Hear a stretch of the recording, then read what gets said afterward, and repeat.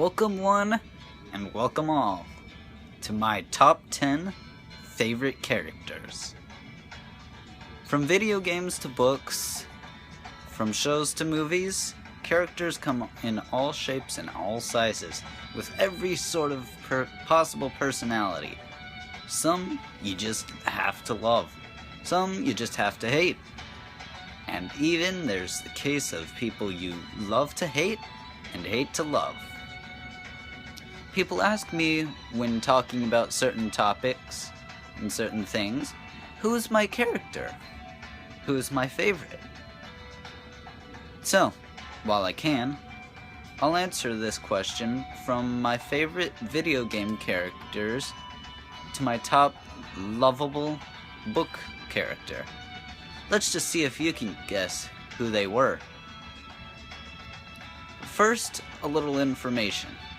This started out me wanting to make a simple top 5, but I figured because there were people that I could not forget, I just decided to make it a top 10. Anyways, number 10, Tiny Tina.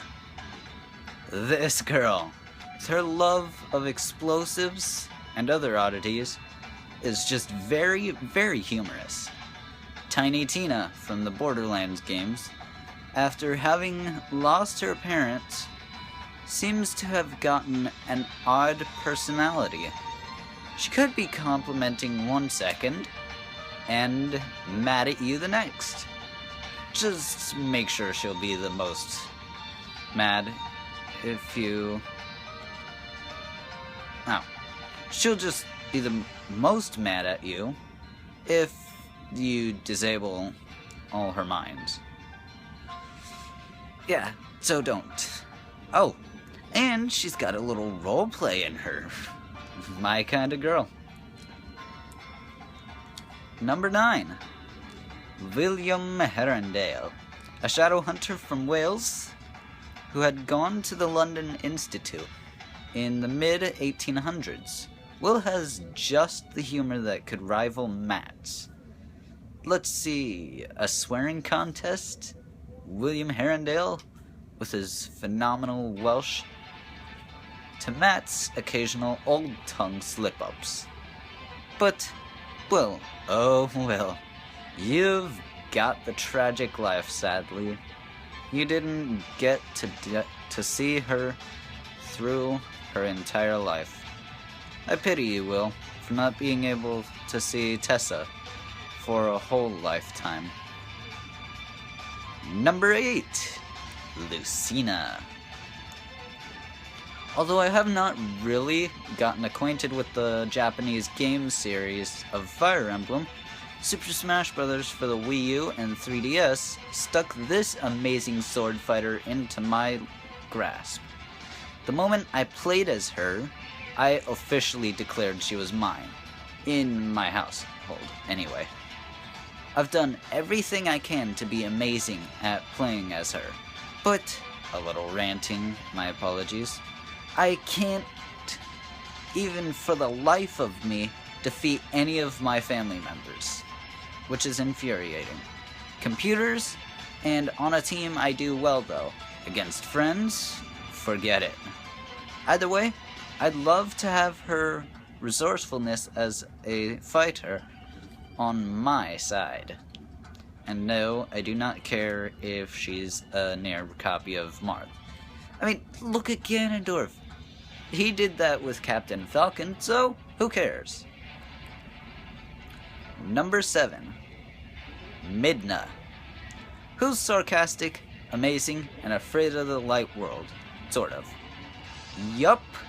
I love her the best, as she's the most amazing Legend of Zelda companion.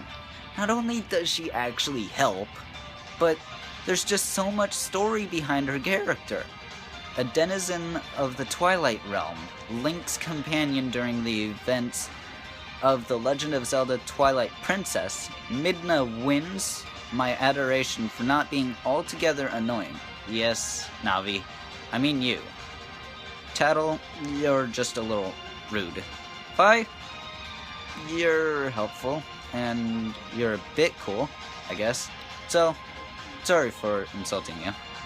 But Midna, as Tiny Tina would say, she's my main squeeze. And so are all of these people. Number 6, Lux. This girl's got the magic and the happy personality that just asks for adoration. There's not much I can say about her, really. Ever since I heard about her, and when I heard her sing in the This Is War song, it was not hard for me to love her. Number 5, Fiora. Xenoblade Chronicles Fiora, after a tragic encounter with the metal-faced Mechon, I just couldn't hold it. I'm sorry. From her giggly personality, I just can't help adoring her. I'm so sorry about the accident, Fiora. Go Shulk! Retribution will be what is necessary. Number 4, Jodie Holmes. Now this girl is just amazing. Yes, all of the characters shown here are. But Jodie Holmes is the protagonist in my top favorite video game, as covered in my top 5 video games list. Which is why she's here, along with her telepathically connected spirit partner, Aiden. Jodie Holmes, originally brought into a foster house, went along with the paranormal examiners who sought to find out what was going on. Along the way, Jodie deals with many, many challenges, like trying to fit with a normal human being. I'll let you know one thing. In a group of friends, a group consisted of the people compiled in this list, she and I would most definitely get along. Number 3, Nora Valkyrie. Nora Valkyrie is arguably the most crazy yet funny Viking-dressed girl to go to Beacon Academy. She is on Team Juniper along with her closest friend, Lee Ren, a smart girl, Pyrrha Nikos, and the most shy boy alive, Jean. Well, John Arc, sorry. But I didn't come here to talk about them, though Ren is pretty cool, with his soft-spoken self. In the meantime, Nora's just the most amazing person to chat with. She most likely wouldn't care that I were blind if we met. But then again, that's wishful thinking. Well, whatever the case, Nora's just so amazing. Can't stress that enough. About anyone.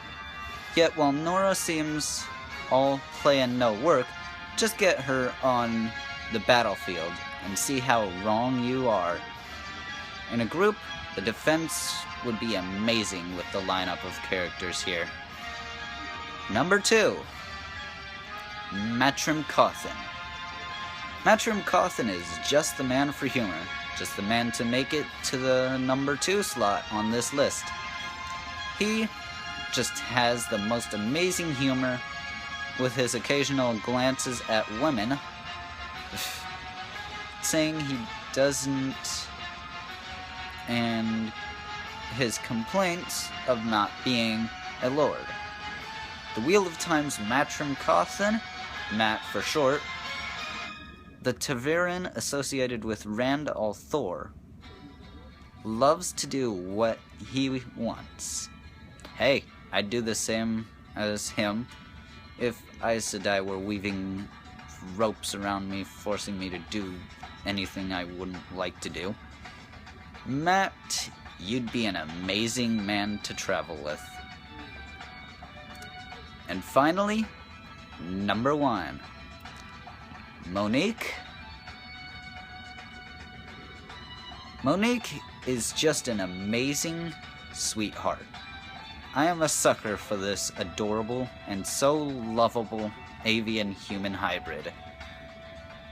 Monique, the girl whom more often than not goes by the name of Nudge in the flock of Maximum Ride, is just an amazing fashion girl, and as shown in the latest Maximum Ride book, Maximum Ride Forever, she can be quite the pep talker, if she needs to. I'd just love to meet her, if she were a real person, of course. Now, I must say this.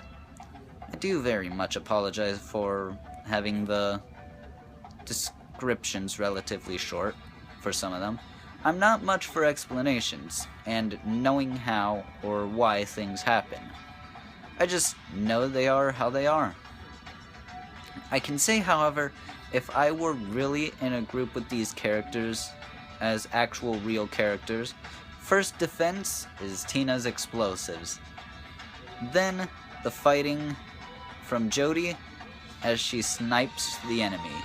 And Nudge, Nora, and Matt would do the melee damage. Best defense ever. I've not really thought of where everyone else could fit in. Though Lucina would fit in just fine with the melee. Lux would be a frontline defense with the magic.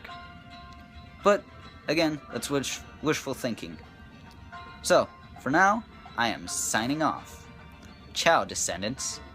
I hope to see you in another video. And subscribe as you wish. Hit that thumbs up button for more videos.